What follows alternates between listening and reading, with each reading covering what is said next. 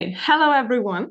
Thank you very much for joining. It's a great pleasure to have this kickoff for all the grantees we have had so far. Just to give you a chance to highlight what you have done during the stays that you had abroad. My name is Romy Ettlinger, you might have noticed. And the chair of this section, Stefan Wuttke, apologizes, but he can't make it today. Warm welcome from him as well. So on our behalf, I will quickly give you a walkthrough what EU for MOV is. You might know already because you've had some interaction already. I will just give you a quick shout out. So you have probably noticed our working groups. We have 5 in total. So the core team consists of all of us. And we team up in different aspects of more synthesis, processing, characterization, as well as computational methods and then the industrial networking and market assessment. So within that, we have different topics that we want to work in. And one of the charms of this network is that we can team up in this and hopefully make the field move. And our management committee, of course, is not just us 14 people that you've seen in this slide, but we are way more people. The management committee consists of many, many different members across Europe, and they are split more or less increasingly in the different working groups with different fractions in different working groups. But in total, we can say that our numbers are increasing, and it's a pleasure to have you all here. And very nice that we can support many of you for research stays abroad through this network. Overall, we also have a lot of companies. This is just a snapshot. This is not all the companies that are part of the network, but also one of the things that we tried to initiate last year, so working year 2 of our network, is that we have more industrial collaborations and short-term scientific missions with industry. And for that, of course, we have had the meeting in Krakow where we awarded short-term scientific missions with the companies. So this is something that hopefully will come more and more in the future of our network. But now I don't want to give you a long wrap-up and story of what this network is or does.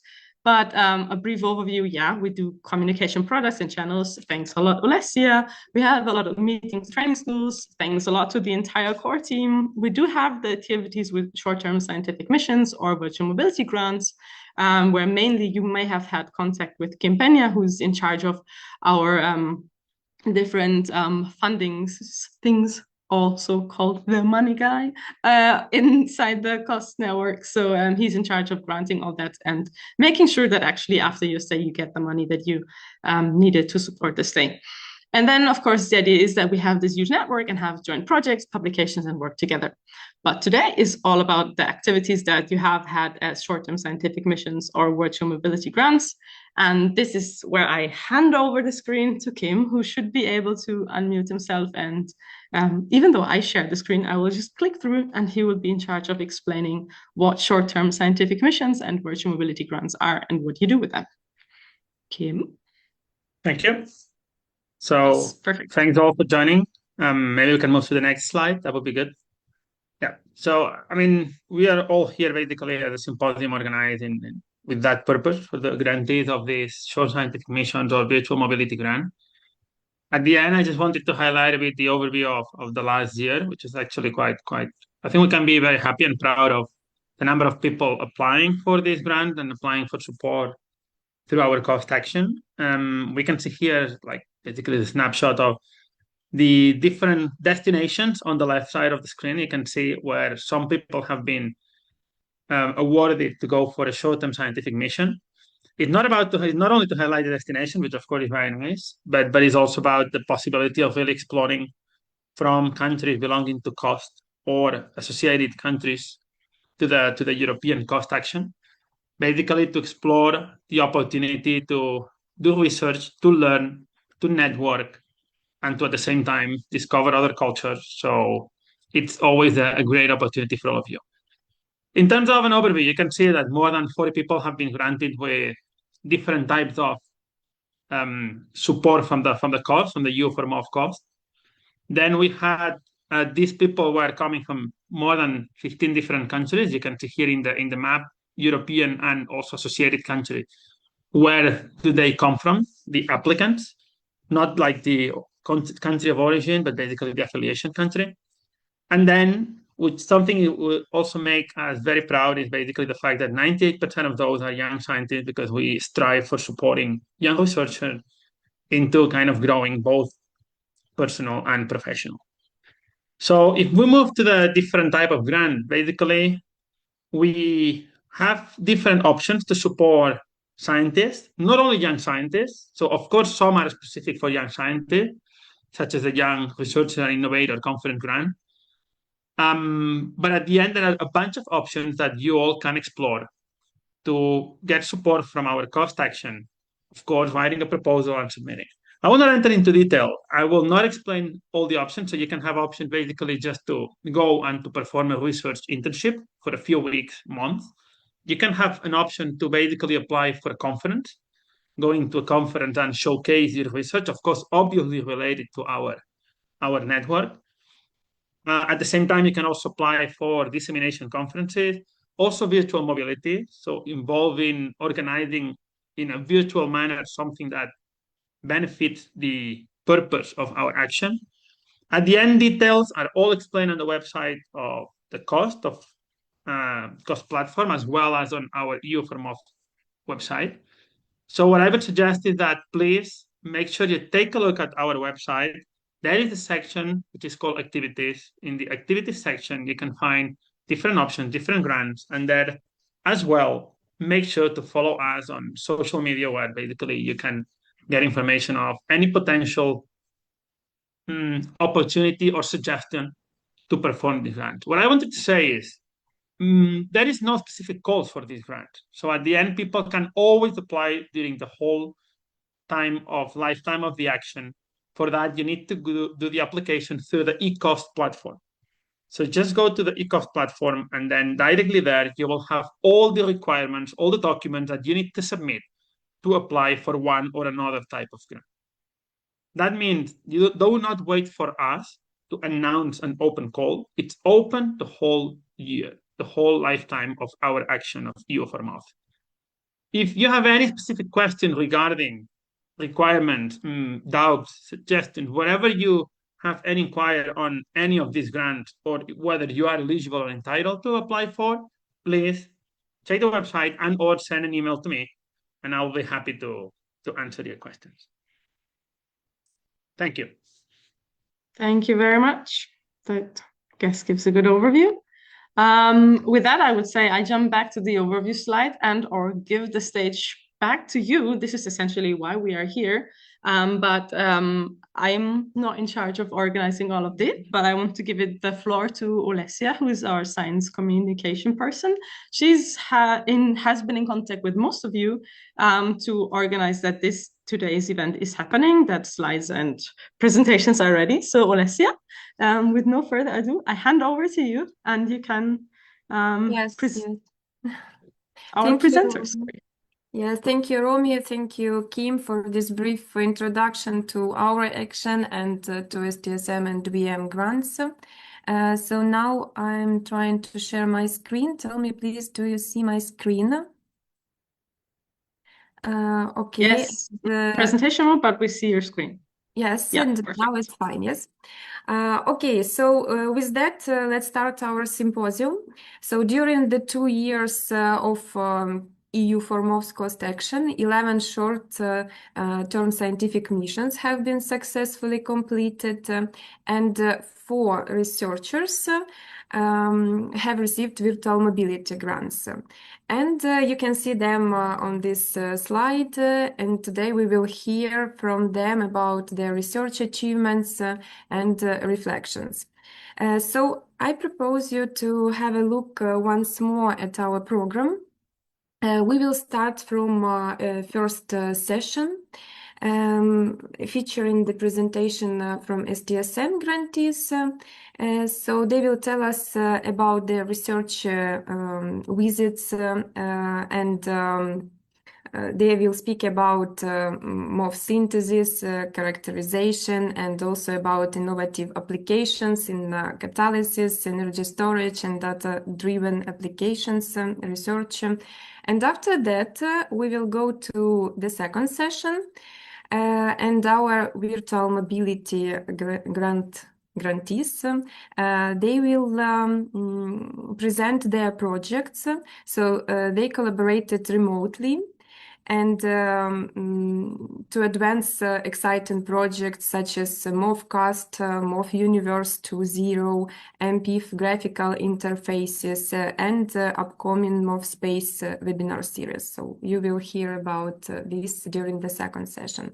And before we begin, a quick reminder that each presentation should last around 5 minutes, followed by 2 minutes for one or two quick questions.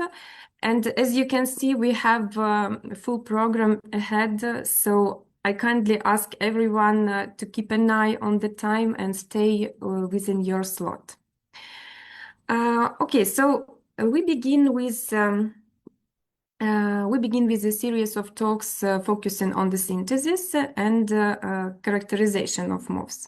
And our first speaker, Teresa Blois, will tell us about her investigation of reproducibility in multi-component MOV synthesis. Teresa, the floor is yours. Please, you can share your slides. So I will stop sharing my.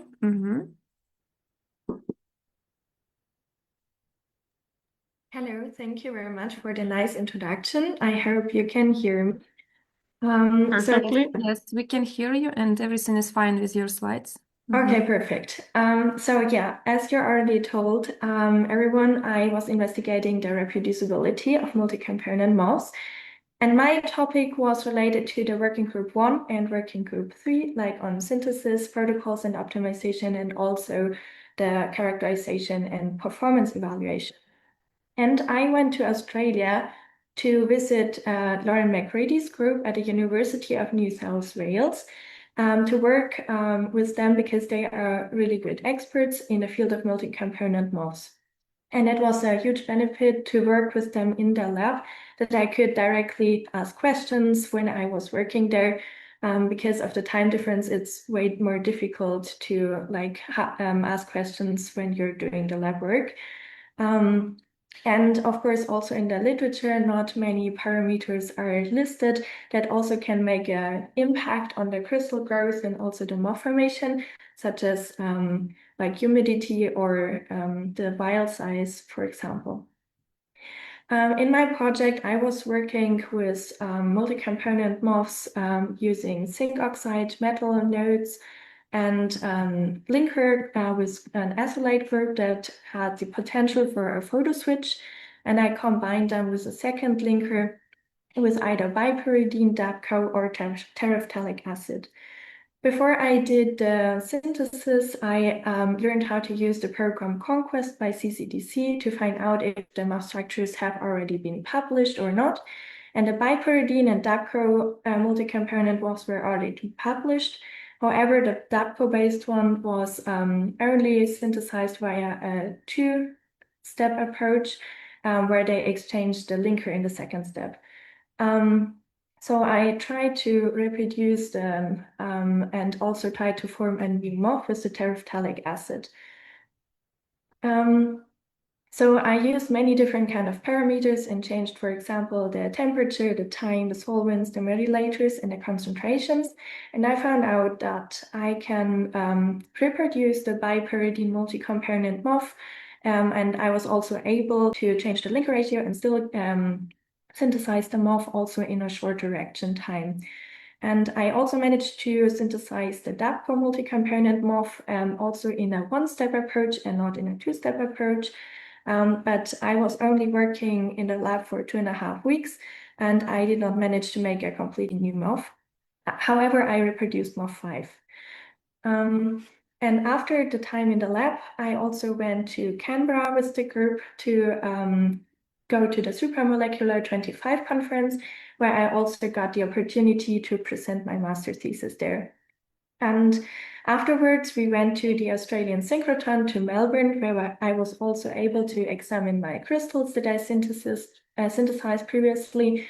And that was super cool because it was the first time at a synchrotron for me, and I learned a completely new synthesis measurement technique and yeah, it was super cool to see the single crystal beamline, and I was also able to participate in some powder diffraction, beam time, and yeah, I learned quite a lot also about variable temperature measurements and gas absorption measurements. And with the data I generated, I also then learned how to do structure refinement. So that was pretty cool to use a new program. I used Alex, and I yeah, managed to do the refinement of my first two crystal structures. So that was pretty exciting. And yeah, I also want to say that like the whole process was super easy, and I'm really, really grateful that I got a chance to do this short-time scientific mission. I did not have main challenges. I think the only two things that I was thinking about was the jet lag, but I just switched everything that I would do in the evening to the morning. And because I only had 4 weeks in total, we might try to put in as much as possible. And because we planned quite a lot, and I did, for example, all the safety training beforehand, yeah, I think we made the most of it in this short time. And that also brings me now to the impact of the short-term scientific mission on my career. So I now have the chance to come back to Australia during my PhD, and I also met super nice and friendly people. I made yeah, really so I met really nice people, and Lauren is now also my mentor for the PhD. And I got the chance to be part of one episode of the MOVcast to talk about scientific mobility. And Ocean will talk about this later and a story about the MOVcast. So with that, I want to thank you from MOV and Cost Actions for funding this amazing project. Of course, also Lauren and her group and the Australian Synchrotron and my group in Munich. And of course, to everyone here for listening today. Thank you, Teresa, for sharing with us your experience. Sounds really exciting and interesting. We have time for one quick question, please. Do you have a question for Teresa? You can unmute yourself and or raise your hand to you. No questions. Anyway, you can type your question in the chat if it will appear. And we move to our next speaker. So next speaker, Edja Pettersson, will give us a broader view of MOF synthesis, focusing on its life cycle assessment. So Edja, are you with us? Yep, I'll just share my screen. Perfect. Yes, yes, please, the floor is yours.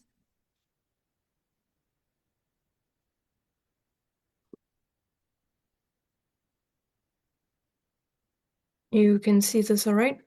Yes. Good. And but not in the presentation mode. Okay, now it's fine. It's okay now? Yes. Okay, good. Yeah, so thank you for the introduction. I'm Aya, and I am normally a PhD student at the Technical University of Munich, and I went to the University of the Basque Country to learn how to do life cycle assessments of the MOF synthesis I'm doing under the supervision of Dr. Erlands Lisondia. So just a brief introduction to what a life cycle assessment even is. It's essentially the analysis of like the kind of cradle to grave of any kind of process you could think of. So for me, I've been looking at the synthesis I'm doing from the starting point of mining the raw materials that will then form the chemicals I'm using, to transportation, to, yeah, essentially end of life of the MOF once it's done doing its performing. And what I've mainly been looking at is the synthesis of this inorganic cornerstone that I'm using for further synthesis of different MOFs just by mixing it with a linker. So I'll be telling you guys mainly about the results of the impact of this synthesis of this inorganic cornerstone, the zirconium oxoclusters. And initially, before you can even do these life cycle assessments, you have to do a lot of background calculations. So that not only includes like your reagents, what you're using, but also things such as how much energy you're using, and also things you're maybe not thinking about. So, for instance, the output, that includes both the main product you're making, but also any potential byproducts. It all counts towards the impact of the process you're doing. And then you also have to make flowcharts of the process. And these flowcharts can become quite, how to put it, like difficult, like very long, especially in a MOF synthesis. However, for this synthesis, it's quite straightforward. So it's a two-step synthesis. I mix my reagents, have a reflux for an hour to get my final mixture, and then it's a simple vacuum filtration and washing to get my final product. And more specifically, what I've been looking at is mixing in different metals into this original zirconium oxocluster motif. So I'll show you the impact of what happens when you add in hafnium. So you have a variety of different impact categories you can look at in your life cycle assessment. So one very popular impact factor is the global warming potential. And already here you can see that hafnium has a higher global warming potential than the zirconium oxoclusters. However, because the synthesis conditions are the same, you can very quickly spot where the impact actually comes from, and it's mainly this metal chloride salt that I'm using as my starting material. And then I went on and looked at various other categories, and if you then look at the impact category of the crustal scarcity indicator, you'll quickly realize that that impact from the global warming potential is due to the fact that hafnium is more scarce in the crust of the Earth. And so the mining process is a lot more energy intensive, and so the impact just becomes a lot higher. And so one of the main challenges that I had learning this tool is actually incomplete databases, so lack of data, because in the program that I'm using to do my calculations, you have to buy or subscribe to a large library that contains the life cycle assessment of a lot of different chemicals, but they're incomplete, so a lot is still unknown. So for instance, when I did the life cycle assessment of MOF 808, which has trimesic acid as the linker, that linker is not available in the database. So I had to go to literature and see what have other people been doing, using instead as a substitute. And they were recommending using like equivalent amounts of terephthalic acid and formic acid to give at least like an approximate picture of the impact of that particular linker. And so in terms of the continuing work I'm doing, so I use life cycle assessments relatively often on like a day-to-day basis to look at the impact of my synthesis and also what I can do to optimize the synthesis conditions I'm using to make greener choices. So that's from everything to, can I lower the amount of solvent I'm using for washing, maybe the amount of reaction time, for instance. And then I've also been doing some life cycle assessments for other group members to have a look at the impact of the synthesis they're doing. And then finally, I'm also using it in the manuscripts I'm writing. So yeah, all this has to say is thank you for your attention, and thank you to the EU for allowing me to go and learn such an impactful method to use. Thank you, Iya, for a nice presentation, for sharing your experience. And we have one question from the chat from Ilknur. Iya, great work. My question is, which program did you use for LCEA analysis? And how did you consider the waste of MOVs in LCA software? So the LCA software I've been using is called OpenLCA. It's free to download. So what costs something, what's quite pricey, I think sometimes, is the databases. Yeah. And then what was the second part, sorry, of the question? So the first part was which program did you use for LCA analysis? And the second part, how did you consider the waste of MOVs in LCA software? So the waste of synthesis of MOVs, or kind of end of life of the MOV once it can no longer perform well? Ilknur, Hello, Asia. End of life, I mean, how did you consider the West as an end of life? So I think for me, it's important. So what I've also looked at is, can I regenerate the MOV?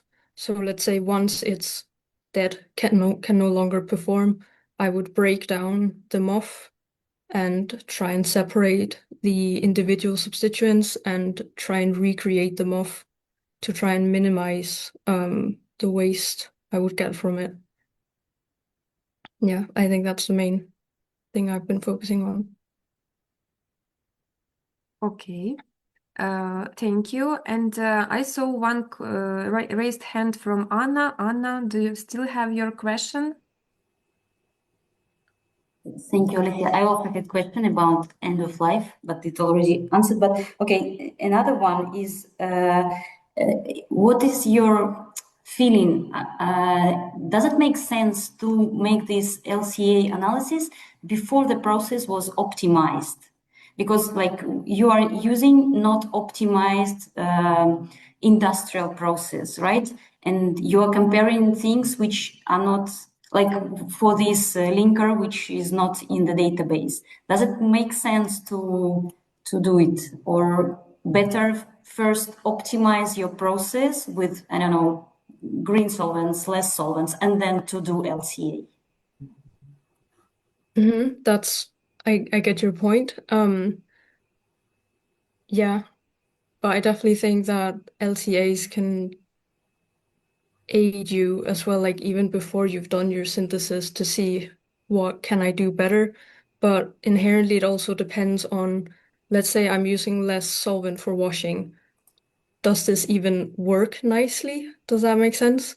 So then I also I need to back it up that, yeah, I'm not just doing it. I don't know if that answered your question. Yeah, thank you. Okay, thank you, Iya. And let's move to our next speaker. And our next presentation is a recorded talk from Sara Talebi Delmani, who explores phase control of zeolitic imidazolate frameworks in aqueous media using modulating ligands. So now I will start to share my screen now to show you this presentation. Okay, do you see my screen now? Yes. Kim. Yes. Okay. And hello everyone. I'm sorry I couldn't be with you today. Does it work? It's okay? Yes. Okay, perfect. Okay, so let's play I'd recording. like to thank you for the opportunity to share my experience through this recorded presentation.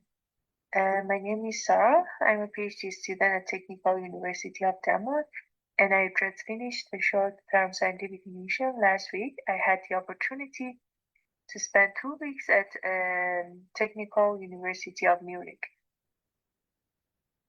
My research focuses on controlling the morphology and properties of zeolitic imidazole frameworks, or ZIFs, by adding modulating ligand during the synthesis.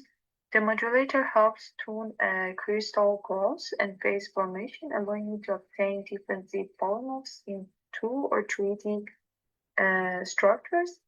And I also explore enzyme entrapment in ZIFs for CO2 capture applications, where the goal is to understand the structural defects in distribution of the enzymes within morph structure using electron microscopy techniques.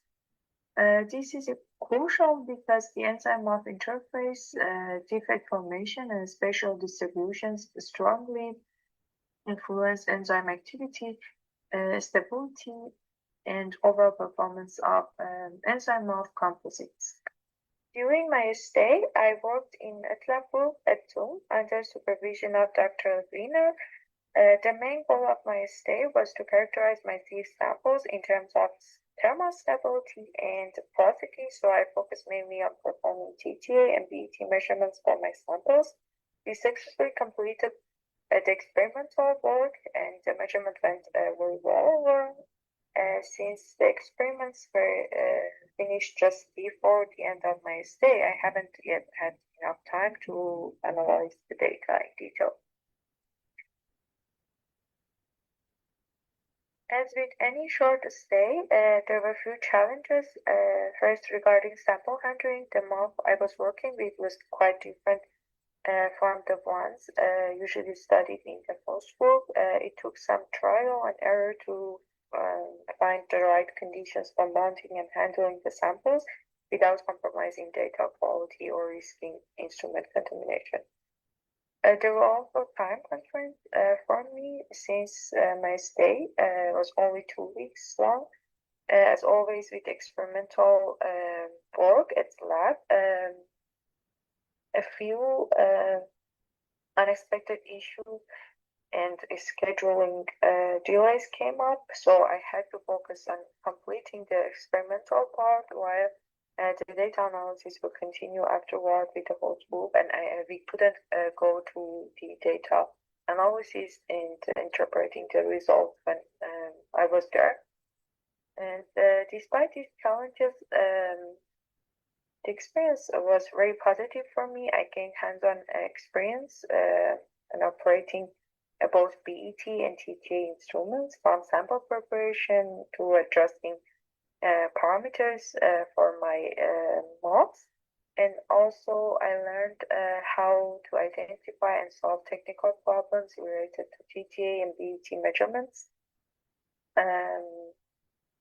during the experiments. And finally, I had the chance to present my work to the group and receive valuable feedbacks, and which helped me to improve how I can get my research and interpret my results more effectively. Overall, this grant had a really positive impact on my PhD. It gave me more confidence in experimental work and adapt to a new environment, and helped me to build a collaboration with TUM group that would lead to future joint publications. And also seeing how another research group approaches challenges in this field gave me new perspectives and techniques that I can now apply to my own work at DTU. In the next steps, I plan to complete the data analysis. As I mentioned, we will interpret the data with my host group to better understand the structure-property relationships in these materials. The key findings will be included in a manuscript, and we will discuss possible follow-up experiments at both D2 and 2. I'd like to thank my host group at 2 for their great support and discussions throughout my stay, and also the EU format section for funding this stay. And thank you very much for listening. We thank Sarah for sharing her work. Yes, and if you have any questions for Sarah, you can type them in the chat, and we will make sure she receives them and can respond later. And we move to our next speaker. So our next speaker, Daidem Aydin, presents the synthesis and characterization of biohybrid MOF composites. Daidem, are you with us? Hello, everyone. Can you hear Hello. me? Yes, please go ahead. Okay, I'm sharing my screen.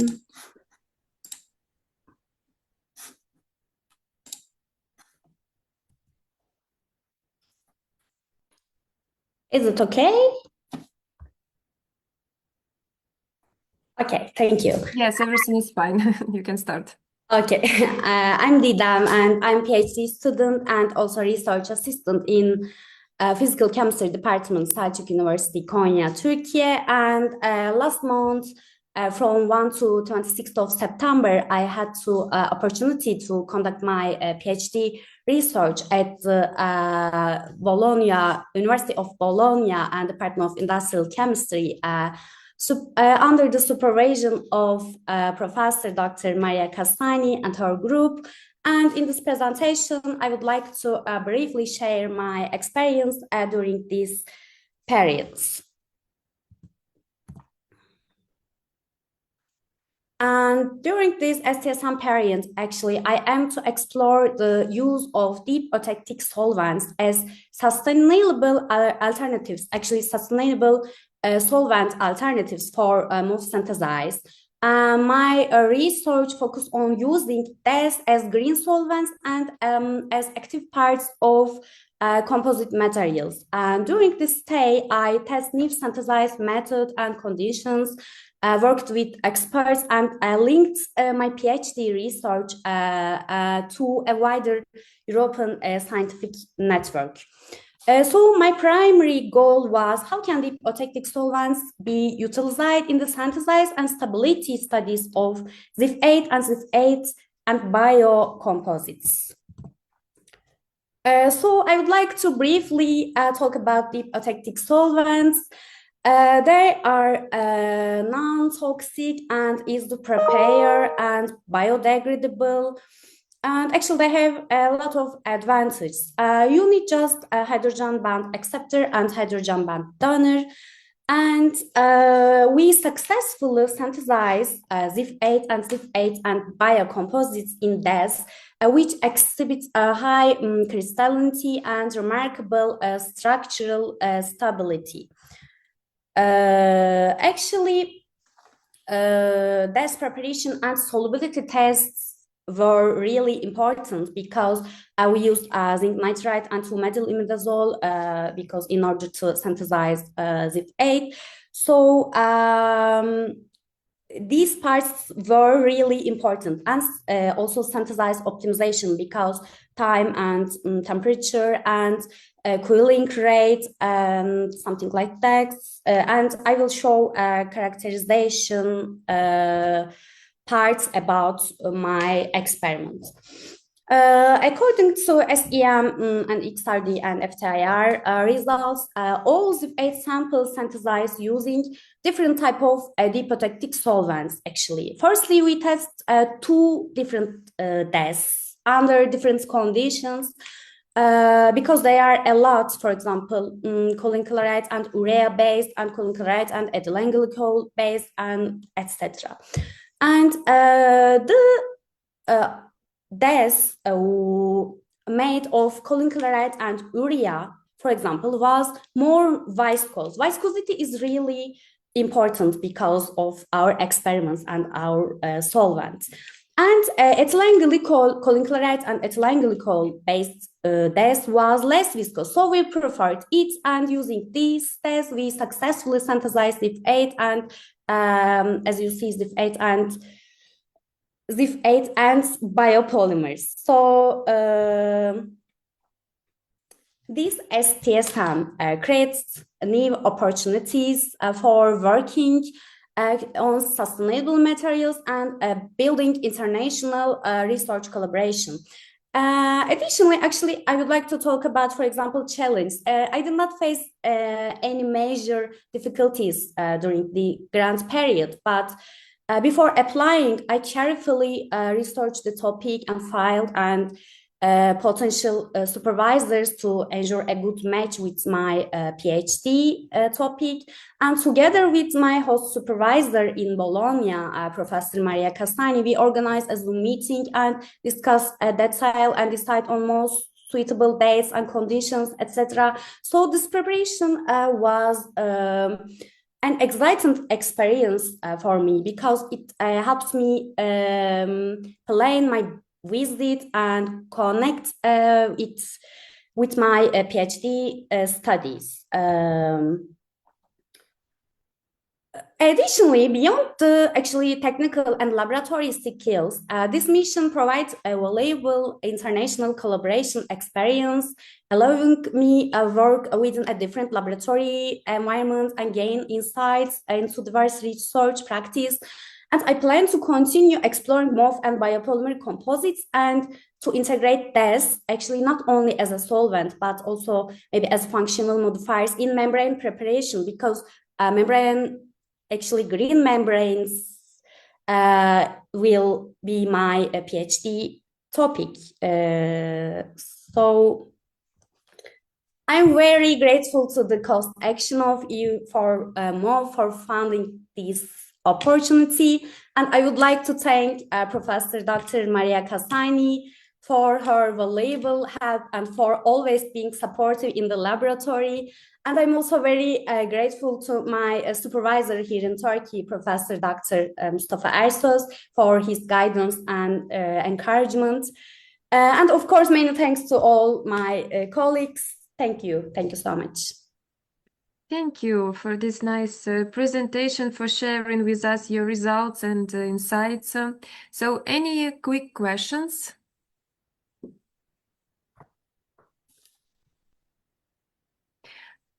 No questions for the moment. So if you have questions, you can type them in the chat. Remember about that. Thank you once more.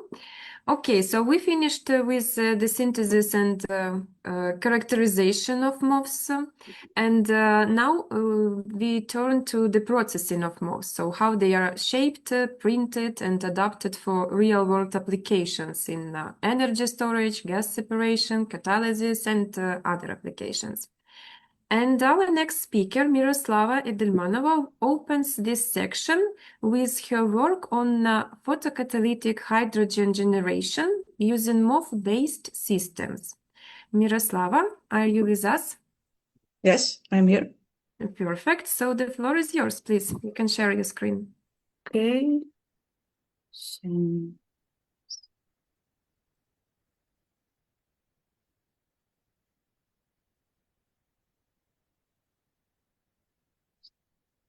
So, good afternoon, ladies and gentlemen, and dear colleagues. My name is Miroslava Filip Edelmanova, and I will talk about photocatalytic hydrogen generation in the presence of MOFs with titanium, nickel, and copper.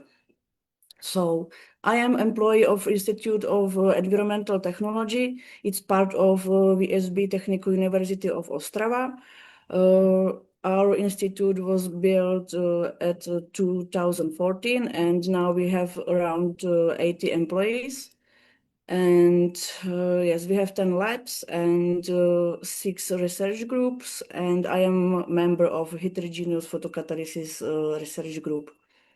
Why I choose the metal organic frameworks? Because it's a porous material with a high specific surface area and tunable structure. Thanks to the combination of metal centers and organic ligands, they can effectively absorb light and facilitate charge transfer.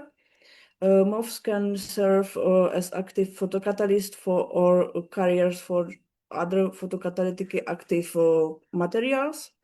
MIL 125 titania is a titanium-based MOF with high porosity and good photochemical stability.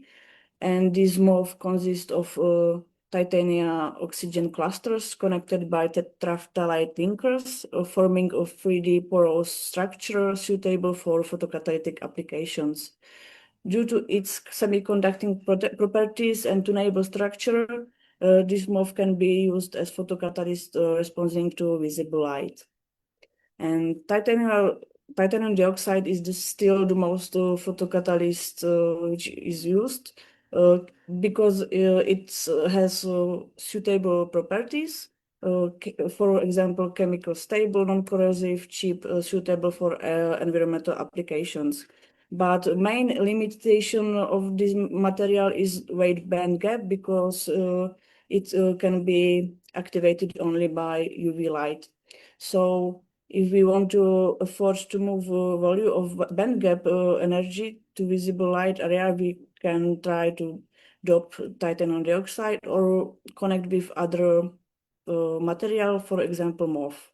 So combining this titanium dioxide with MOF can improve the separation of photogeneration charges and extend light absorption into the visible region. The addition of metal nanoparticles, for example, nickel or copper, promote electron transfer and reduce charge recombination. Nickel and copper can also shift absorption to the visible light region due to the plasmonic effect. So as part STSM project, I did an internship at the University of Iceland. I prepared pure MOF, MI125, with titanium and copper, and with titanium, copper, nickel, and only with nickel. So this is a process of preparation method. So as I use ultrasound, centrifugation, autoclaves, and etc. And yes, unfortunately, no photocatalytic tests have been performed yet due to delays in reactor manufacturing because company has sound problems. But at least I have measurement strategy, which I show you here, and yes, which will hopefully start soon. So I will have a steel batch reactor. I will irradiate it with 254 lamp, 8 hours. If I have good results, I can move to the visible region of irradiation. And yes, gas phase in the reactor will be helium, and I will analyzing gaseous samples by GC equipped with barrier discharge ionization detector. So I'm sorry for this. I haven't any results from photocatalytic test, but I hope it will be soon. And it's all from me. And I thank you very much for your attention. Thank you, Miroslava, for a nice talk, for sharing your experience. Any questions for Miroslava, please?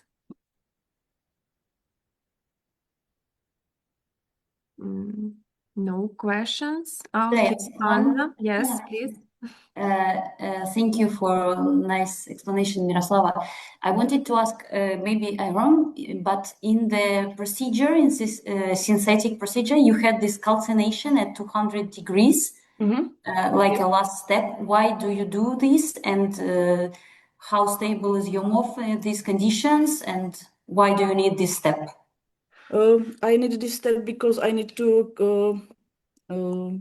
put the nanoparticles to the structure of that MOF, that nickel and copper, and I need to yes do it homogeneous and try to do yes put it to the structure that copper and nickel.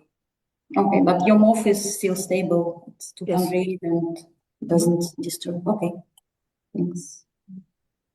Okay, thank you once more, Miroslava. So let's go to the next speaker, and next, Tao Nguyen will present volumetric printing of metal organic polyhedra microbots for catalysis. Yes, so we can see your screen. One second. Can you see it now? Yes, now it's in presentation mode. Everything is fine. You can start. Okay. Hi, everyone. My name is Tao. Wait 1 second. Sorry, can you hear me now? Yes, we can hear you. Everything is okay. Sorry. Hi everyone, my name is Tao and I'm from University of Barcelona. I had a chance to do STSM at ETH Zurich in Switzerland, and so I'm presenting today the topic of my STSM. So it's mainly about MOF, integrating MOF and MOP onto the microbot for catalysis application. So what you are looking at right now is the microbot structure that we want to fabricate. And the goal is very simple. We want to embed the MOF or MOP, metal organic polyhedra, into this microbot for catalysis. And you may ask why this structure, why the spiral microbot? And the reason is because of the motion. As you can see, as illustrated here, we want to combine the motion of the microbot to have this functional MOF carrier to have a long, very well enhanced catalytic performance and potentially extended to drug delivery and etc. And the way we want to do it is to combine the skills that we have in Barcelona lab and also in ETH in Switzerland, which is to combine this volumetric printer that they have there, and then the photo ink, which consists of the MOF that we synthesize here in Barcelona. And so this is how we fabricate the microbot. And to understand a bit better what is the volumetric printing, I have a bit of video for you guys here. So what you are looking at right now is the very advanced volumetric printing technology, which basically print the entire 3D object in less than 5 seconds. And it's one of the amazing advantage it has is to have everything in one piece. So the whole complex structure is one piece and it has extremely smooth surface. And here, well, in ETH, they were able to make this printer. And the way it works is they would take the series of 2D image from the 3D object and they would project it into a photosensitive vial. And with the UV being projected together with the image, when the vial is painted, we would have a cross-link of the polymer and we would have a structure like this. So our idea is to incorporate the MOF inside of the printing ink. So we would have the whole structure as a functional entity. And so we chose to use this MOF, copper GHG, which is something that we study very well in this lab in Barcelona. But we also chose metal organic polyhedra because it's more discrete in terms of structure, and so it's more well dissolved and well dispersed, which is very fitting as a printing ink. So here we had the nickel MOP and rhodium MOP. So I'm showing you here the experiment setup that we had there. Basically, we have the vial here, the sample vial that contained the MOP or MOF, which has been mixed with the printing ink, which essentially is acrylate and photo initiator. Once the sample is mixed, is placed on top of this vial holder, which then is being exposed to the constant UV light. So as a result, we would have a printed MOF spiral, something that looked like this. And it took a lot of optimization, but what we found to work is the formulation has to be very specific.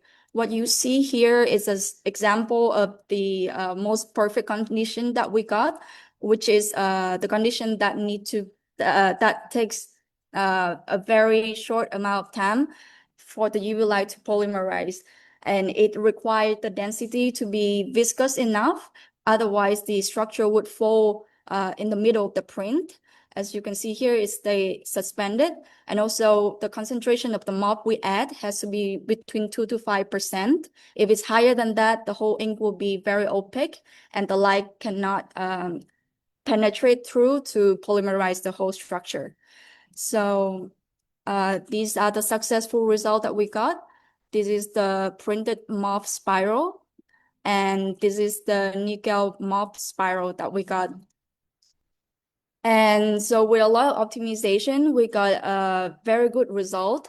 And as you can see in this table, the one that worked the best was the nickel MOF. And we also test with more biocompatible ingredients such as gelatin, a different concentration and different structure. We also test with the kind of MOF that dissolve in different solvents such as DMSO and different kind of structure like Yana structure and etc. So I would say it was really productive. We also experiment the increase in geometry if we increase the printing cycle. And so with the same vial, we could print the structure that is 4 to 5 times bigger than the original one. So this is very useful when we want to do the application later. So moving forward, we would want to optimize the formulation of the printing ink. Right now, the concentration of the MOF that we add is only between 2 to 5%, and we would like to increase it up to 80%, but we want to avoid the over-polymerization problem. So this is something we're going to work together with the collaborator in Switzerland. And also, lastly, we'll try to focus on the catalysis application. Discover is one of the structure, the micro robot structure that we had before. So we would probably follow the same process. And with that, I would like to thank you all for listening, and I thank the Cost Action for helping me getting this amazing experience, and also to all the people in the ARSL lab, Professor Salvador, Professor Daniel, and everyone for such an amazing experience. Thank you. Thank you, Tao, for such an exciting talk. So Anna has a question, please. Go ahead.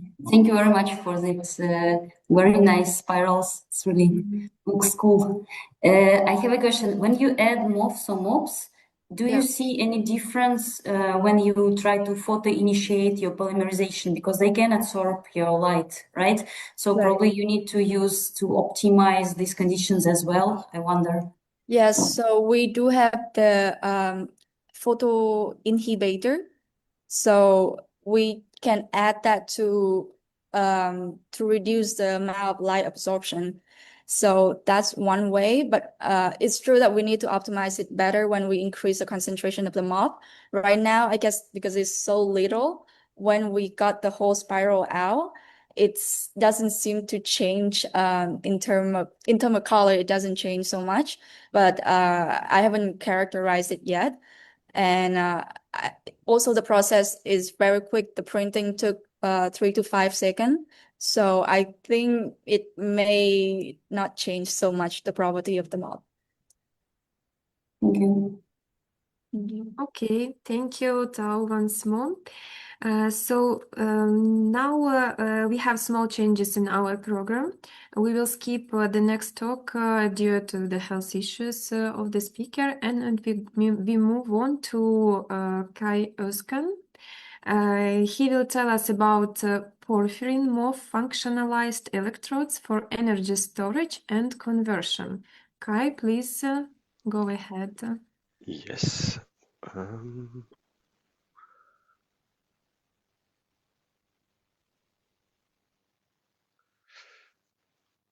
Can you see everything? Yes, everything is fine. You can start. Great. Okay, so I'm fortunate enough to be able to, or was able to travel from Berlin, from the Humboldt University to the University of Antwerp in Belgium to work on this project, porphyrin MOF functionalized electrodes for energy conversion and storage reactions. So the goal of this project is basically the assessment of metal MOF 525 functionalized electrodes for 3 different reactions. The first one is the oxidation of isobutanol to the corresponding acid, which is an energy release reaction. Then an energy storage reaction, in this case, the hydrogenation of acetone to isopropanol. And then lastly, a reaction reaction that produces value-added compounds with hydrogen, in this case epoxidation of styrene. Generally in the literature you will find a lot of oxygen-evolving reactions, not so much these. This project consists therefore of 3 stages. The first one is the functionalization of the carbon paper electrode with the MOF. The second one is then the metallation of the porphyrin ring, which is inside of the MOF. And then the last stage is, well, the measurements, the electrochemical measurements with the substrates to see if the reactions go the way we want them to. And for the first phase, some details. So the very first step is the preparation of the carbon paper electrode, and this is done through these reactions. So deazotation reaction, which is followed by a chronoamperometry, which leads to the modified substrate here. And the next step is then the solvothermal synthesis of MOF 525. And this has been done. And here you see a picture of the carbon paper electrode. It looks black, but there's a very thin layer of the MOF on top. And here is a setup to do actually a electrochemical measurement, and the data I will show in just a second. So the main question is the MOF actually on top of the carbon paper? And if yes, is it electrochemically active? So I measured ATIR spectroscopy. You see the blue graph, the blue line, which is the MOF powder that is done as well. So during the synthesis, there's a powder production, but also some powder which lays then on top of the carbon paper electrode. And this powder is very well in accordance with with spectra found in literature. And then the red one is the MOF on top of the carbon paper, so the functionalized electrode, and they're in a good agreement. So we can say, yes, it is on there. And now I measured CV and square wave voltammetry to see is the MOF also active. And here we see, I mean, generally with thin film CV signals, they're often weak, broadened, and shifted, so interpretation is a little bit challenging. But we do see signals here that do belong to the MOF. And so the free ligand was measured, which is the porphyrin itself, which is the blue line, which looks the best, and then the MOF electrode as well. And laying then on top, it's visible, or yeah, it's visible that there is some activity. So this worked, they're electrochemically active. And I'm still in Antwerp, so it's still ongoing. And here you see a metallation that's right now in the oven. So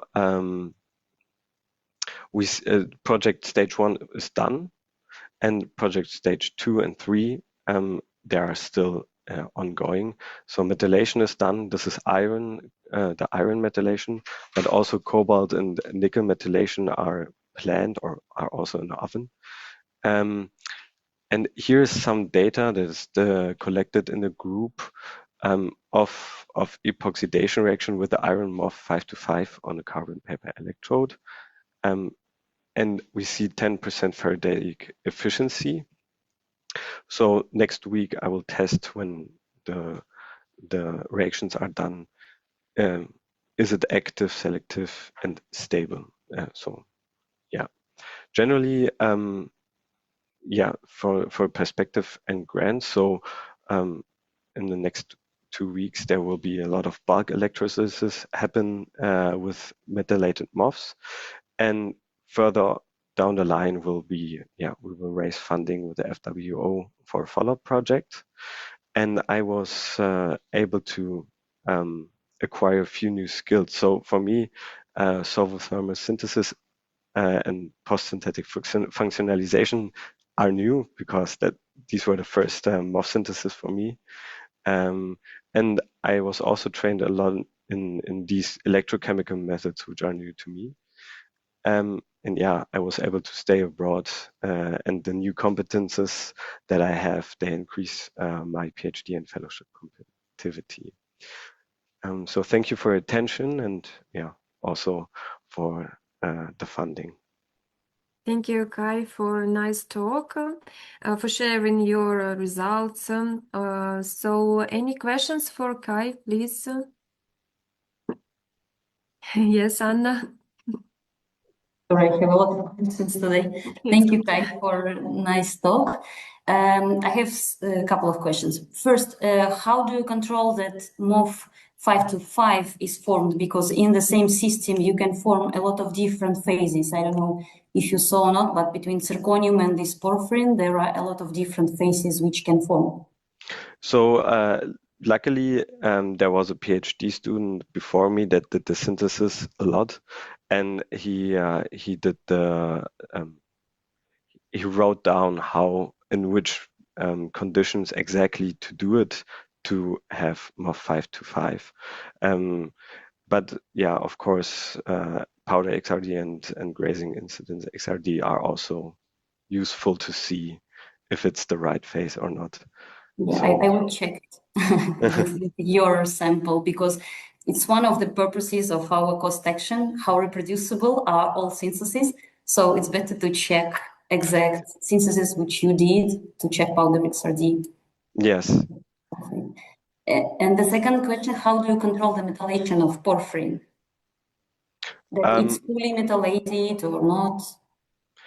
Oh, so again, powder X-ray and grazing incident XRD are very useful to see if the metallation then took place, and how much. Do you mean with controlling the reaction itself? I mean that it's quite known that post-synthetic metallation, it can go not fully for these porphyrin MOFs, but only partially. So it would be nice to measure UVV's spectra as well, because by UVV spectra, and you can do it from your film, from your carbon surfaces. Yeah, like on the paper. I suggest you to measure it, because the spectra will change, but you need to check it. If you have mixture of free porphyrin and metallated porphyrin, or you fully metallated it. That's a good note. Thank you very much for pointing that out. Okay. Thank you. Thank you, Kai. So let's move on to our next speaker, and we will now hear a recorded talk from Daniel Pereira, who will tell us about characterization of CALF20 MOF for biogas upgrading via CO2 CH4 separation. So now I will share my screen. And do you see my screen? Yes. Perfect. So let's play recording. Hi everyone, my name is Daniel Pereira, PhD student from the University of Aveiro, Portugal, and I am pleased to present the work I have conducted during my research stay at the SINTEF Oslo. So for the project, SINTEF was selected to explore facilities including the high pressure, volumetric and multi-component absorption apparatus, and also its solid state NMR setup. I worked there directly under the supervision of Dr. Björnar Harstad from the Department of Process Technology from SINTEF.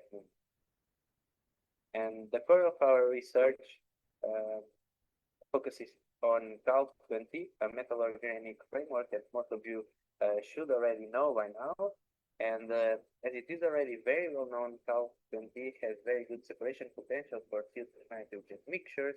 And the idea for this project started by considering that the kinetic diameter of methane is actually very similar to nitrogen. So in principle, it should be also possible to use CALF20 for biogas upgrading separation. So the goal of this project was very simple. We wanted to assess the biogas upgrading potential of the CALF20.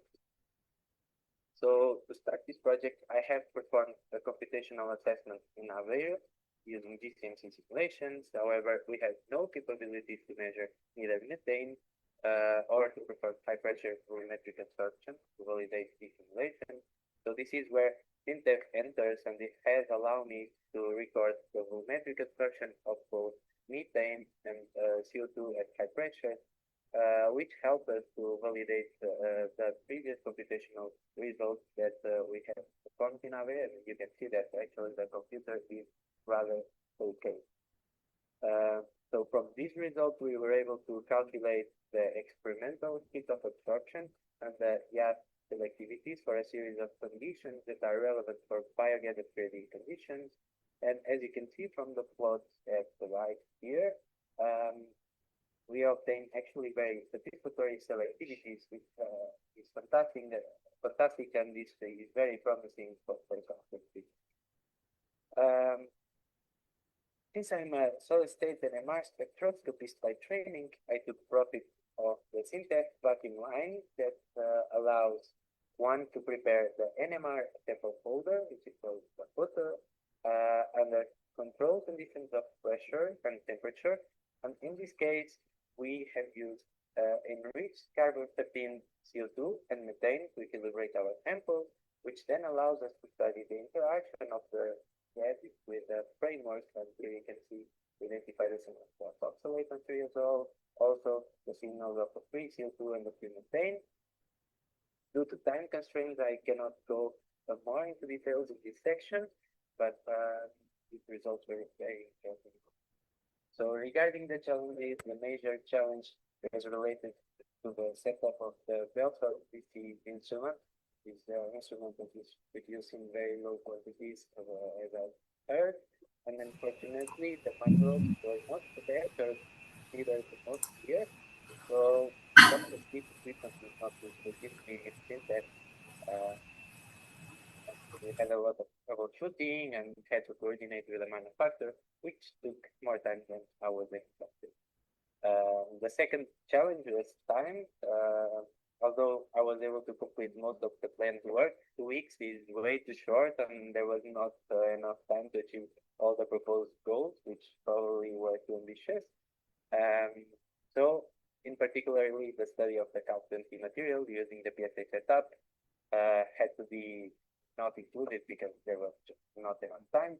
However, I think of these as a possible, it could be an open way to further collaboration. Despite these challenges, the grade has a significant and very positive effect on the past year. It allowed me to gain experience in a very fast-paced industrial environment. I had the opportunity to work with new absorption techniques and setups that I have not available in my own university. And finally, the outcome of this visit after we being prepared for a scientific literature.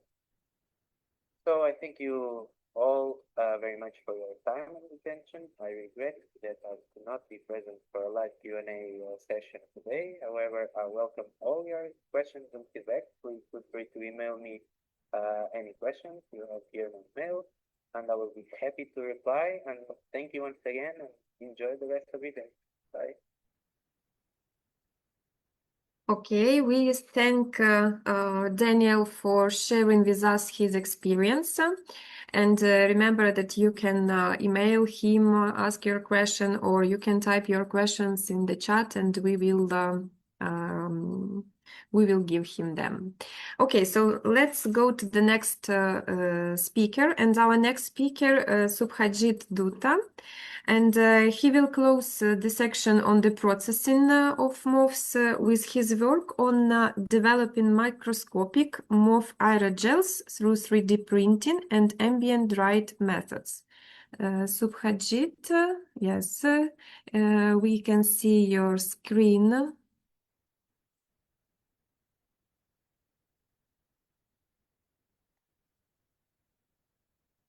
Yes, now it's in presentation mode. So you can start. We don't hear you.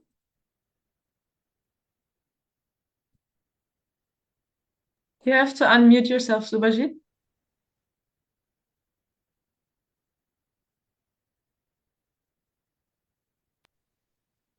And now you can start sharing your screen. Okay, sorry.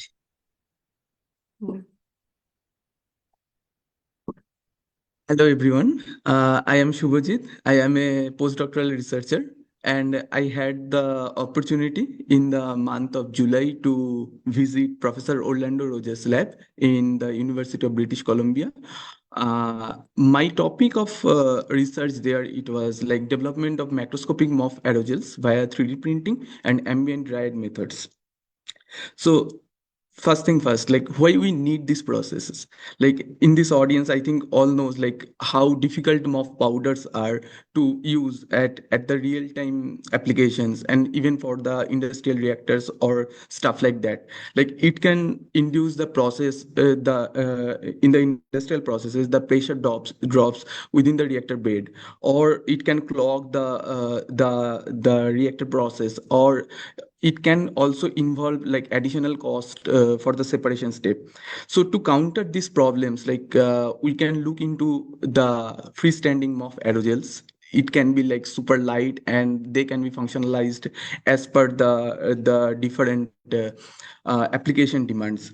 And the good thing is we can also club the MOFs with the different biopolymers such as cellulose nanofibers, which in the other component, which gives us the environmental friendliness in the MOF hybrid materials, and also it is from the renewable sources. Then we can process this hybrid material via 3D printing method or any other aerogel fabrication methods, which particularly the 3D printing methods gives us the designing flexibility, and then the programmability and the efficiency in making the macroscopic object. So for our study, we have chose UIO66 because, of course, it is a very stable MOF, and it can be multifunctional depending upon like how we are functionalizing the MOF, because it allow us to like functionalize with different functionalities such as like hydroxide or amine within its organic backbone, and also it has that functionalization within the hexanuclear metal cluster. So to start with, like we characterize the synthesized MOF powders to be sure that the MOF powder is pure. It is confirmed from the PXRD and the FEACM studies. Next, for the 3D printing study, we have utilized the direct ink writing method, where we make the MOF ink with the CNFs, and then we purge the MOF ink into the syringe barrel. Here you can see, and then the MOF ink goes through the nozzle, and then it finally comes out via extruding method. And all this setup is like connected with a robot and the robotic arm, and like by controlling the robotic arm and the robotic velocity, we can literally control the size, shape, or the length of this the filament.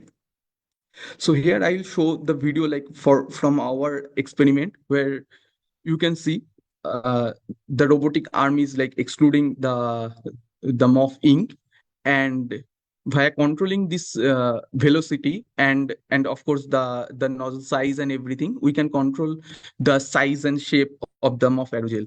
So here you see the picture of the MOF aerogel that is getting printed here, of course after drying, and literally we can control all this size and shape there. So further we have like characterized the printed MOF aerogel, of course via PXRD, to confirm that of the UIO66 MOFs are there. And the best part was like we can also control the loading of the MOF. Like as you can see, like we have tried with different MOF loading from 20% to 50%, and for our experiment, we were successful to load MOF up to 50% in this MOF aerogels. Like, of course, as we didn't had much time. Like I was there for around 3 weeks, so we thought, okay, why not to give it a try parallelly for another like MOF aerogel method, and that's why there we started working on the MOF aerogel fabrication by ambient dried method, which gives us a kind of greener approach, and of course like less energy intensive because it can be formed like at room temperature, where we used the same MOF, the US66, with two different functionalization, OH and the NH2, with TOCNF and then sodium alginate. And with this preparation, it is already reported in the literature. With this preparation, we have prepared two new MOF aerogels. They are like beautiful, as you can see, and they are quite super light in nature, and also they are quite mechanically stable. Next, we have characterized the synthesized MOF aerogel, the OH and NH2, and in both cases, we found that they are having very large macro pores, as you can see from the ACM images here, which can be like very useful for different applications such as water remediation or stuff like that. Next, we have also characterized them by PXRD, which confirms us that okay, both MOFs are there inside the MOF aerogels. So for future, like currently we are doing all the extensive characterization studies such as the mechanical stability and all with the prepared aerogels. And we are also trying to expand the MOF aerogel, the products with same strategy, but with different MOFs. And of course, like we are currently utilizing these synthesized MOF aerogels for different water remediation applications. Finally, I would like to acknowledge, of course, Professor Orlando Rogers for hosting me there in the Vancouver, and Dr. Ahmed Reza for helping me out with all the aerogel fabrication things and all, and Professor Stephen Utke for motivating us always, and of course, Cost Action and you for the funding. And thank you for your attention. Thank you, Subhajit, for sharing with us your experience. For a nice talk. Any questions for Subhajit, please? Hello, I have a question. Yes, please, Romy. I have a question regarding your composition. On slide 4, if I recall correctly, you showed the different loading capacities you had. And I was wondering why for, I think, 30%, you have this huge background hum, but for the others you don't. So this is the amount of MOF you're having, right? Yeah, the 30% is the MOF loading. Yeah. So I was wondering, do you know the reason for the fact that for 30% you have a lot of the background, which may be the composite you're forming, but for 20% where you're supposedly have more of the polymer, you have less of the background? Not really. Do you know Like I really don't know the reason like why it showed like this. Yeah. Yeah. Yeah. But Okay. it's really interesting to look into it. Yeah. Yeah. Yeah. Okay. So because I think that the background also on slide 6, 7, we show the other ones, they don't see background at all. So I was just surprised to see that. Maybe setup of measurement or something. Thank you. Thank you. Okay, thank you once more, Subhajit. Okay, so to conclude the STSM session, we will hear the last but not least presentation focusing on data-driven research and computational tools that are advancing MOF discovery. It will be a recorded talk by David Greek, who analyzes MOF databases to reveal new trends and some insights. So let's hear from Daniel. Okay, I'm sharing my screen now. Do you see my screen? Yes. Perfect. Okay, so let's listen. Hello, everyone. My name is David, and I'm a second-year PhD from TU Munich. I'm really sorry I cannot be here in person, but I'm currently in China. Nonetheless, I will try to explain my short-term scientific mission about MOF databases that I did last year in October. I went for a week to Chimperitech in France to join the group of Epic Scuderia. Before we start, I want to give you a short overview. There are a few existing databases on MOF, such as CoreMOF or QMOF, grouping several thousands of simulated or experimental prepared MOF structures. These databases are already commonly used by AI community focusing on MOF material, though there are many errors or incomplete structures existing. This is due to solvent molecules or partial applications. Nonetheless, this is already useful for the predicted tasks for machine learning. What is missing in many databases is the experimental data, such as synthesis or application information, which would provide more robust overview on current state-of-the-art in the MOF application. As my PhD topic is about supercapacitors, I will talk about them. Nonetheless, the idea is to bring many experts from different fields to cooperate. And here below, you can see what such a database would look like. So the reason I went to ethics group is because he's one of the authors of CORMOF database and they have the expertise in managing them. My tasks there were to map the existing database, discuss the problems and how it could be used, and eventually also my expertise in extracting information from existing sources.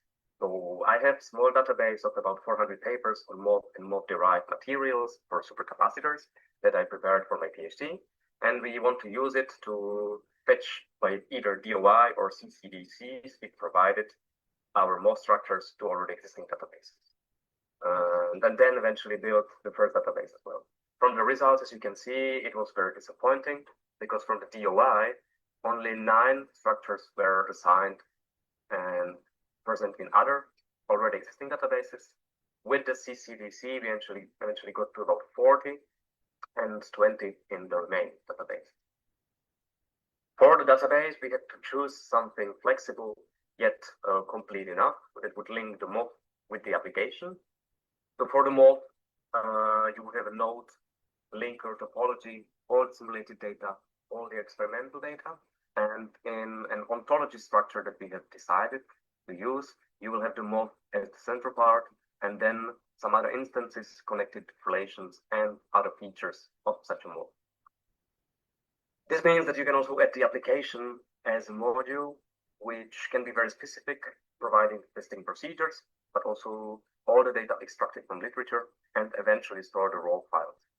In such way, you can achieve homogeneity in storing the data for the MOF and also the application part, provide very nice overview and statistics on already used MOFs, and most importantly, give access to experimental data for all the AI people using it. So what are the challenges and future plans? To be very honest, we had to stop working on this because there are major flaws and obstacles. First, as you might have noticed, there is a lot of missing data, and it is often impossible to link the material to its theoretical structure because it can be lacking from any kind of structural information, but also due to a variety of names and labels, and it is impossible to extract those automatically. Second, there is also a sense of interest from the community. We did not find collaborators that would be interested and that see very little added value in such project. It is because computational scientists would stick to already existing databases and experimentalists rarely need such a database with complete information. Also, problem is the maintenance, cost, and storage capacity of such a huge database. And I want to use this last slide for more personal feedback on the short-term scientific missions. I really like the idea because it allows to build collaborations and discover other facilities, though 1 week is way too short to achieve anything meaningful. Maybe you were just too audacious, but my experience is that the group is very busy and it's hard to find time to sit down and discuss and elaborate all the ideas. Nonetheless, from the support from EU for MOF, I was without any problem passing through. Maybe I'm biased because I had Ronnie at our chair, so she helped me, but I found nonetheless all the documents clear enough to follow. And with that, I would like to thank you for your attention. I know it was very short, but if you have any other questions, you can contact me directly if you scan the QR code. Thank you very much and enjoy the rest of the day. Okay, we thank David for sharing with us his experience, his work. And we now move to the second session, featuring our virtual mobility grantees, researchers who collaborated remotely to advance projects across the borders. And we begin with Ocean Chonke, who will tell us the story of MOFcast, a podcast series connecting all MOF researchers worldwide. So, Ocean, are you with us? Yes, do you hear me? Yes, we can hear Yeah, you. do you see my screen? Yes, we can see Yeah, also you your do. screen. You can start. Okay. Great. Thank you for the opportunity to talk a little bit about the Mothcast. And this will be the first, I would say, somewhat non-scientific talk of today. And I would just try to give you an overview about the story, where it happened, how it happened, and what's next. So, how did it start? Well, it was because of this event 1.5 years ago in Bilbao, where it was the first time I joined any of the EU for Moths meeting, and I met a great bunch of people, and we got talking about how to communicate science in an effective way. And I don't know if I was too brave, but I came up with the idea of putting myself forward and hosting a podcast series where I would go and interview people and get their perspectives in different aspects of moth research and development. And after we talked a little bit more, I was told that there is a possibility to get some funding for this, which I have to make an application. And when you have to think about applying for money, you have to give an objective of what the work is going to be about. And at that time, when I thought about it a little bit more, and I thought the objective would be to have a podcast series that documents, communicates, and connects different aspects of moth research and development to the community and beyond. And these podcast episodes will be publicly available. And with that, I was very lucky. I got money to do this both in 2024 and this year, 2025. So then we started to plan a little bit about what to do. And the first episode of the Mothcast, we basically just introduced EU for Moths together with Romy, Stefan, and Quim. They talked a lot about what EU for Moths is about, and I was basically just kind of mediating the discussion. And then this kind of evolved a little bit more into having different guests coming on the Mothcast and talk a little bit about different aspects of their work related to moths. So we've had people from RUPAC, Lagerstrom, and so on, people working with computers, Guillaume and Seda, and and they kind of just developed from there, really. So apart from research oriented scientists, we also had industrial researchers that talked with us. So that will be Alex, and in the last episode, Selena and Elat. And then we also have a couple episodes where we interviewed more junior research scientists of the moth field. So I had a couple of my PhD students who happily humored me and joining me for half an hour or so, talk about their experience in the moth field so far. And I think Teresa is here with us. She also participated in one of the episodes, talked a little bit about her STSM together with Lauren. And this is basically where we are today. There are 11 episodes that are released. And the performance of these episodes, of course, I would like it to be even better. But so far, we have managed to reach quite a large parts of the world, as shown in this map here. And the statistics you can see on the right-hand side there may be a little bit biased because Sweden is a very small country, but somehow it ended up at the top of the chat for number of people that have downloaded the episode. I actually don't know why. I have not pressured anyone I know to go and listen to the Mothcast in Sweden, but perhaps it's because people close to me are more exposed to the Mothcast and how I promote it and so on. But anyway, so we have, if we take Sweden apart, we have most listeners from the United States, followed by Germany, India, and so on and so on. And we've managed in the first year of Mothcast to reach over 75 different countries with 1,400 unique downloads. These are statistics that I could get from the podcast hosting platform Acast. Over the summer, or just before the summer, the Mothcast was featured in an article published by COS itself.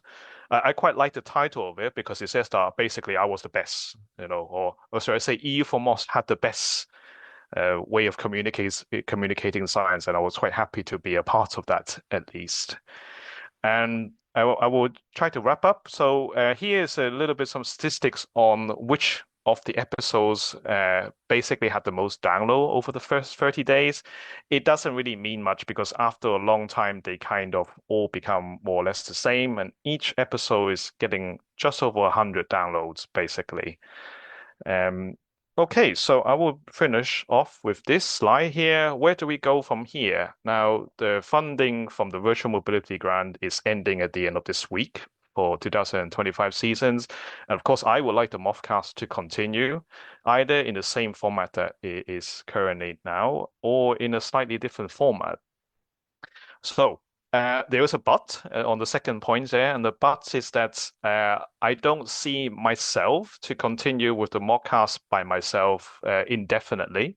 So there are a lot of people here that might be interested in contributing towards either hosting the MOFcast or coming up with ideas of how we can do it in a slightly different format. It doesn't mean we have to change totally, but it could be interesting to run some episodes with a slightly different format. Or if anyone in the audience want to also be a co-host or sometimes hosting some guest episodes, I will be very happy to hear from you.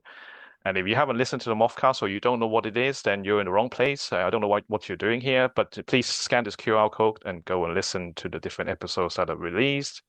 And finally, I'd like to thank the funding that I got for doing the MOFcast. So that's through EU for MOFs, but the funding comes from costs. My group member, my university, because they do support me in different ways also. And thank you for your attention. Thank you, Ocean, for this nice talk and for your initiative. Thank you. So any questions for Ocean? Yes, Kim. Thank you, Ocean. I have to say that you cannot drop out. This is bound to the grant application. No, I'm joking. I think it's. I was thinking, right? Like, do you have any, based on your experience, how you have been seeing in the last year, basically how these podcasts were going? What do you think might be missing, or what do you think we may need in terms of enhanced visibility of what we are doing so that people are aware of our action and how we can help them as well? Well, actually, promotion is quite difficult, I have to say. Doing the podcast itself is perhaps the easy part. That's not to say I'm good at it. That's one thing I must say. I think I'm terrible at the job, so I want somebody to come and help me. Promoting it has been much more difficult than I anticipated to actually get people to, I mean, we can write social media posts and so on, but to actually get people to engage and go and listen, it's not so easy. I don't know myself what is missing. Yeah. Maybe it's something that we can have a dedicated, like, separate meeting with some of the core team people and then discuss together, because I think it's a valuable tool and I think we may have, let's say, find a way to exploit it better. So maybe give more visibility. I mean, it's already kind of quite successful, right? But I think it's a very valuable opportunity. You have discussed with many people from different backgrounds, different industry, academia, like also different topics. So, something to keep in mind. Maybe we just need to reshape or reformat or just give a bit more visibility. And maybe we can also announce, right, like a position for someone to help you or co-host. But this we can discuss maybe in a separate. Yeah. I mean, meeting having a together. co-host would definitely be a good idea because it also gives you a bit of a variety.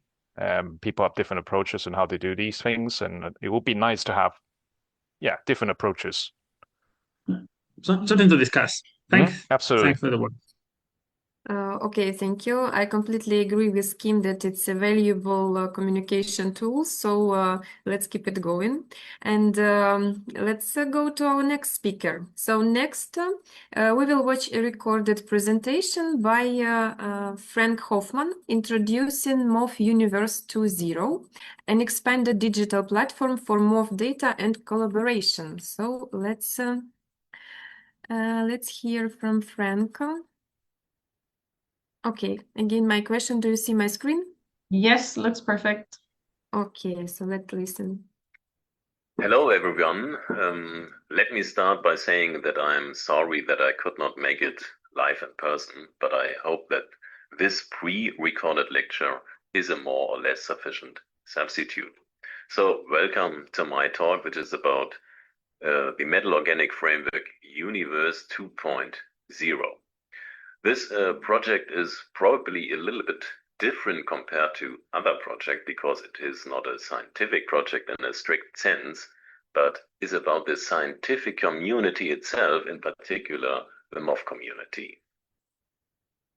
So the aim of this project was to build an open web-based resource for the existing MOF community, to help researchers to find other experts working on related subjects more easily, to initiate new cooperations between members of the community that have different areas of expertise, and to provide some incentives for MOF researchers to join the MOF universe. So that is something I would call it a network effect. So how can we achieve that? Well, a typical scenario in an already very large and diverse community is depicted here, namely that we have certain members with different focus areas as shown here. And the question is, how can they come together? And the first requirement is, of course, that they know of each other. Of course, you already know some of the members through, for instance, publications from conferences and so on, but there are so many of them. And what you can see here on the screen is already my project in a cartoon-like fashion. Let me very briefly outline the history of the MOF universe. So this project was inspired by a Twitter account with that name, MOF Universe, and that posted lists of MOF researchers as pictures. And I asked for the announced Excel files, but never got an answer. So, and then I decided to recreate these lists by myself, A, in a Google spreadsheet, and B, to visualize the locations of the researchers with the help of a Google map. And that was the first version of this MOF universe with these 341 entries. However, it was still a little bit limited.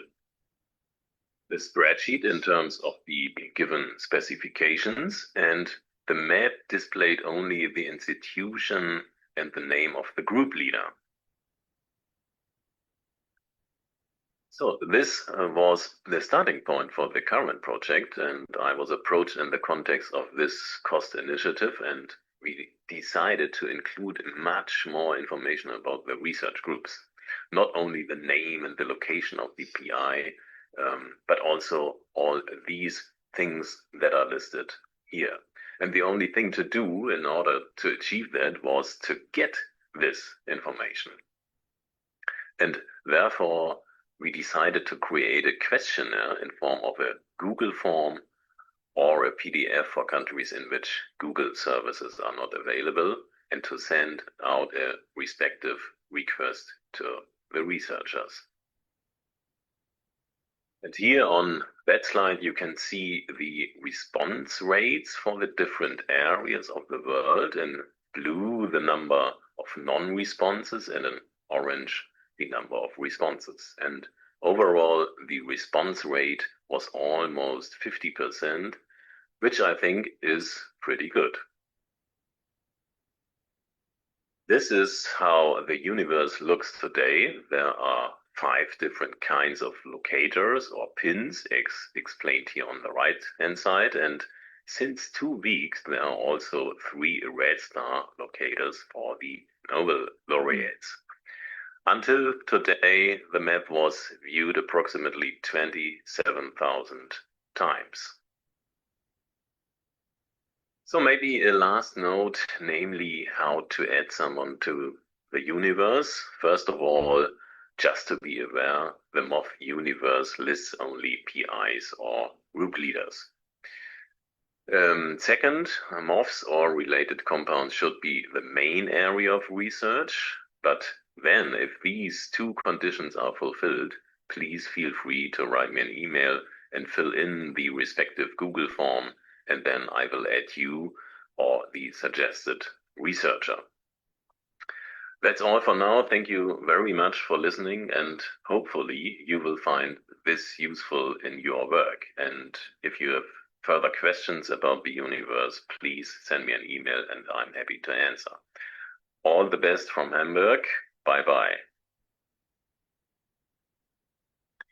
We thank Frank for this valuable initiative, and you can type your questions or write directly to Frank, and he will respond you. Okay, with that, let's move to our next speaker. Sean Taduka presents a user-friendly graphical interface for the Material Preparation Information Format, MPIF. By the way, we encourage everyone to help make MPIF a true community standard by using it in your research and sharing it with colleagues. Broad adoption will strengthen reproducibility across our MOF field. Okay, so please, Sean, the floor is yours. Thank you very much. Can you hear me? Yes, everything is fine. Hope you can see my screen as well. Yes, we can see you. Perfect. Okay, thank you very much for a very nice introduction. Good afternoon and maybe good morning, everyone. My name is Shun Tokuda. I'm a PhD student from Max Planck Institute for Solid State Research, Stuttgart in Germany. So today I'm going to talk about a bit of story from the development of Material Preparation Information Format, or MPIF in short. So the motivation of developing this MPIF is quite general, which is the reproducibility of the MOF synthesis. We sometimes suffer from the less reproducible synthesis of the MOF if you are a synthetic chemist. And there could be different reasons, but one reason should be some synthetic parameters are not properly reported in the literature. And one of the causes would be we don't have a reporting standard software in the MOF community. And for developing this kind of reporting standard, we got the hint from the crystallographic information file, CIF, or also absorption information format, AIF. We decided to develop something similar for MOF synthetic condition, and we named the material preparation information format MPIF. And in principle, this MPIF has a very similar file structure as CIF file. This is basically a text file, and you put all the important parameters as text. And by the way, we already published or uploaded a ChemArchive paper, so please have a look on it, and you can find more details there. So after developing the system, there was one problem, which is how we can encourage the community to make the MPIF out of different groups, because no one wants to type long text file by themselves. So we wanted to develop a nice graphical user interface, and that was actually the reason why I joined this project. I had a bit of experience in the coding, and I tried to make a user interface. And it was working in the first version, but we find it's still limited for our purpose. So that was the reason to take advantage of this virtual mobility grant to collaborate with Dr. Jack Evans and also his student Feng Shu in Adelaide University, Australia. Then thanks to his help, now we have a great software to make and edit the MPIF for you. You can also get you can also go to the program from this link. And the biggest problem or challenge in this project was most of the chemical synthesis, including MOF synthesis, are quite not well defined. But when we make a program for making MPIF, we need to define properly all the parameters. But most of the synthetic conditions are not documented well. And also it's not the best idea to document everything because that will be a huge number of parameters which not necessarily important to report. So thanks to the intensive and repetitive discussions and feedbacks from the EU for MOFs community, we could overcome this problem, and now we have a nice program and the format. So through this project, I got, of course, I learned a lot about how we can make a GUI for this kind of project. Also, I now understand much more about how much we are unambiguous about the chemical synthesis. And also, yeah, I was connected with new people, including not only you from MOF, but also the Jack Evans and the Feng Shu from Australia. And speaking of people, I'm actually from Japan before starting my PhD in Germany. So probably, and also I see my future career doing in academia in Japan. So it would be great if I can spread this idea to outside of the EU MOF community, of course, including Japan.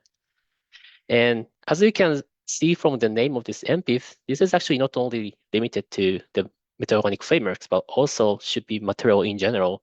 So hopefully with the power of this EU form of community, I hope this MPIF is going to spread to different classes of the materials. Last but not least, I'd like to thank Romy because she encouraged me to apply for this virtual mobility grant and supported a lot. And Ocean and Darius had a great initiative to push forward this project. And I need to also mention Damian from Mato Group, who were actually the very first person who made a program for this. And I just took over the task, and now we have a nice shape of the program. And you can get new information from this MPIF website. You can get literatures, and also you can go to the program from here. So please have fun there. That's it. Thank you, Sean, for your presentation. It's a very useful and important contribution to improving reproducibility. Any questions for Sean? Yes, Kim, please. Thank you, Sean. Very interesting. I have actually a couple of questions. Like the first one is related how you define reproducibility, and in terms of what you put the margins, right? Like is the size between, I don't know, like certain angstroms reproducible? Is the X-ray? How you define that? And the second one is yes, please. Yeah, well, ask both, and then you can answer both. And then the second one is, can you actually expand that file? So is this file updatable? If that's actually a word. Yep. So for the first question, for making this MPIF, we actually didn't really define what is the reproducibility, because the point of this project is basically which parameters has to be reported so that the other group can reproduce or let's say make the same material in different places. So it's not really necessary to define what is reproducible and what is not. But throughout these different discussions, we try to kind of make a minimum set of the parameters which is important for MOF synthesis. So that's our first answer. And second part, yes, so this MPIF is very easy to extend it. You can include other parameters. We actually have planned to include much more parameters so that we can include the data from the characterizations. Currently, we have a parameters for PXOD, TGA, class option, but it would be also nice to include the SIF data as well, for example. Thanks. Okay. Odysseus, can I also have? Yes, please, Ilknur, yes. So maybe a follow-up question similar to Kim. So I just wondered that is it possible to right now to differentiate the different MP files? For example, I synthesized them off a kind of reproducibility question. So maybe as a next step, it can be good to differentiate the MP files which have already reported. Yeah, that's a very good question. So far, we haven't made any, let's say, database for MPIF, but essentially MPIF should be distinguished from each other. For example, here I show a few rows from the MPIF, and the first row is basically the ID for the MPIF. So you can basically have different files for different MPIF. And yeah, you can essentially treat it something like C file, but for the procedures. Okay, so the last question from Ocean. Please, Ocean. It's not really a question, it's more to discuss the last question. So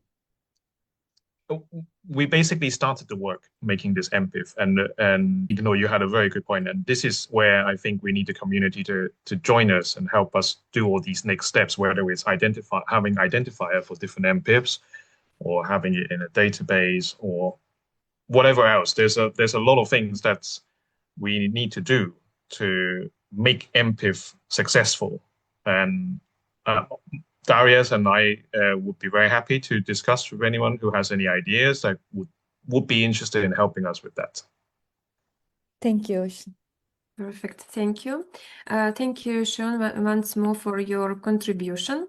And let's move on to our last but not least speaker. Olena Bonder presents the Move Space, an upcoming webinar series to foster knowledge exchange in our community. So the first webinar is scheduled for October 28th, so stay tuned and get involved. And Lena, please, the floor is yours. Hi, for whoever stayed until the last bits of this meeting. I hope you can hear me. I hope you can see me, even though I'm without electricity. Everything is fine. So great. So the webinar series, the Move Space, it's a virtual mobility grant based on our EU for Moves network, and it will end until October 2025. But the initiative, the Move Space project, I hope will be going on and on with the support of a communication team and myself.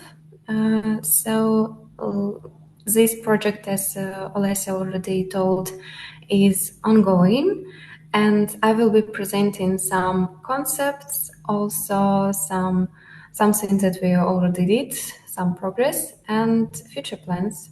So let's move on.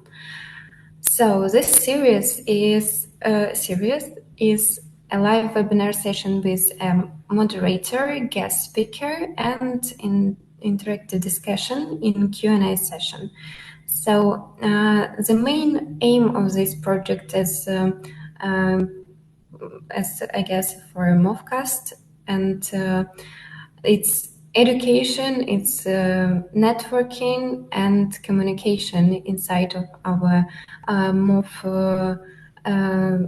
MOV universe. I will connect all the dots from the previous discussions.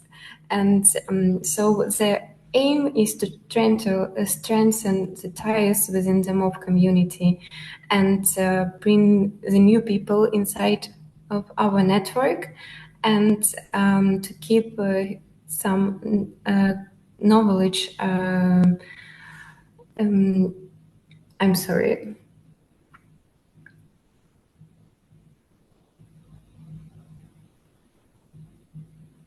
Can you hear me?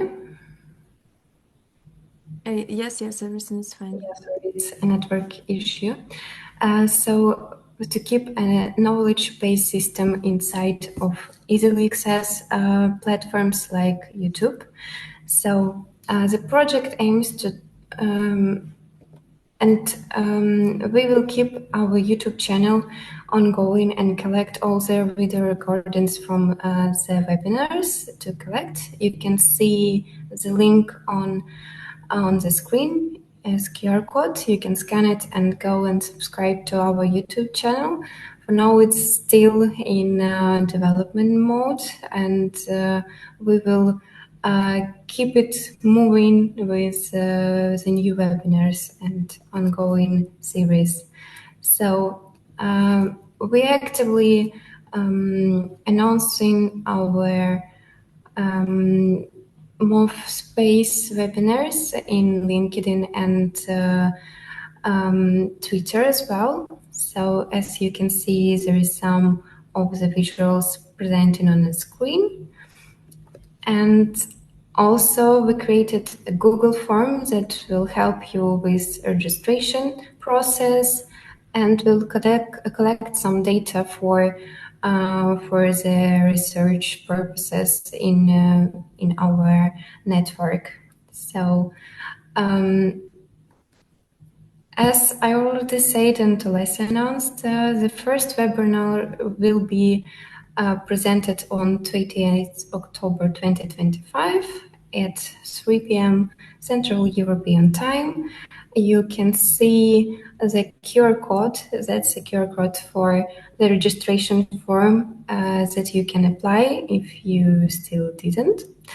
Yes, so we will be waiting for all of you and for to see you on our webinars, and Dr. Ignor Elkar will present in the first webinar with computation modeling of metal organic frameworks for gas separation.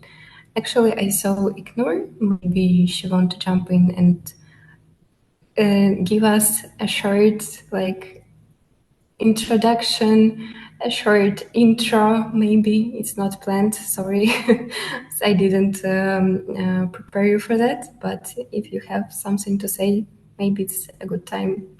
Okay, thank you, Elena. So I will basically share what we can do to perform simulations with MOVs for some common examples like CO2 capture. I am planning to explain the basic concepts for those of the students or researchers who are interested in modeling, and the current ongoing modeling research, what we are doing right now. So actually, Olena, I have also a question. So do we know what are the registered members for this webinar series? Or I know. available? Yes, I know this 94 people so far. Oh, it's quite good. Yes. Okay, let's see. Yes. Thank you. It was, I was glad to hear from you, and I guess it was relevant for all of people here to have a short preview from you. Thank you again. And for the ongoing and future plans, we have our next speaker confirmed. It's Professor Mircea Dinkar.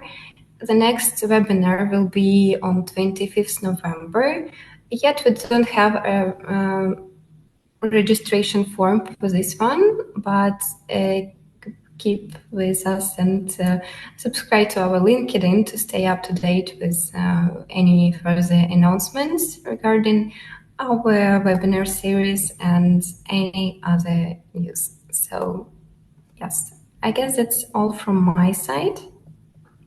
Thank you very much, Elena. Yeah. And I want to thank Alessa, you, and also Evelyn for support with this project. Without you both, it won't never happen, I guess. So yes, thank you all people who involved in this project, and let's move on and have more projects and more webinars in this case. Yes. Thank you. Thank you very much. Okay, any questions for Elena? Questions, comments?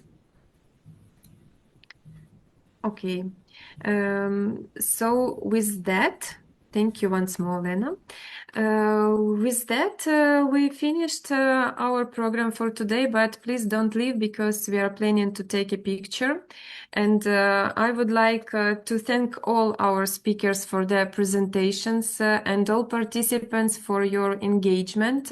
And before we close, I'd love to hear from you. Maybe someone wants to share a quick reflection, some thoughts, please.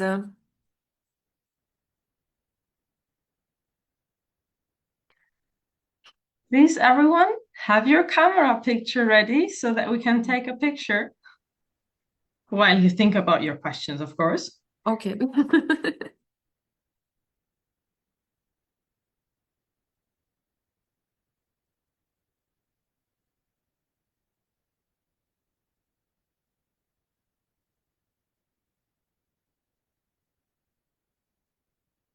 Okay, I will start. Smile.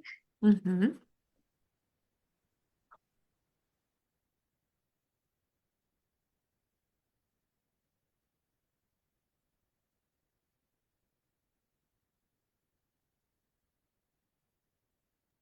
Two is better than one. Smile again.